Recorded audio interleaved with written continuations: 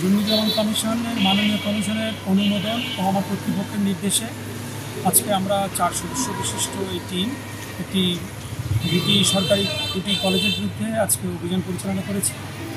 একটি হচ্ছে ডাসা সরকারি মহিলা কলেজ, যা পূর্বে নাম ছিল সরকারি শেখ হাসিনা উইমেন্স একাডেমি।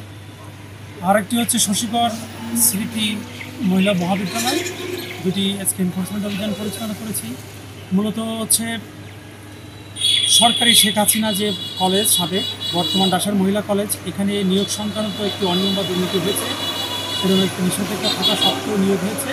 এই বিষয়ে আমরা একটা অভিযান পরিচালনা করেছি। প্রাথমিক তথ্য এবং রেকর্ডপত্র চেয়েছি, ওনারা আগামী রবিবার পর্যন্ত সময় নিয়েছেন, রবিবারের মধ্যে আমাদের কাছে পৌঁছে দিলেন। আর শহীদ স্মৃতি কলেজ যে মহাবিদ্যালয়, প্রত্যেকটা বিষয় মাউসি থেকে প্রমাণিত, সেখানে বিভিন্ন অনিয়ম দুর্নীতি তথ্য প্রমাণ আমরা হাতে পেয়েছি।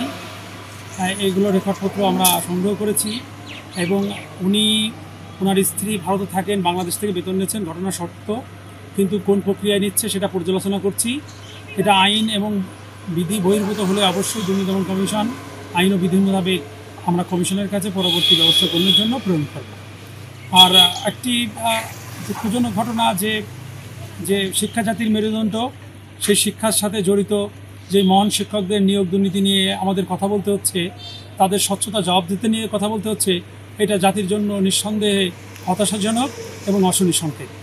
আমরা মনে করি যে এটার একটা বিহিত ব্যবস্থা কমিশন অবশ্যই করবে বলে আমরা বিশ্বাস করি এবং সেই মোতাবেক আমরা আমাদের প্রতিবেদন কমিশনে প্রেরণ করি।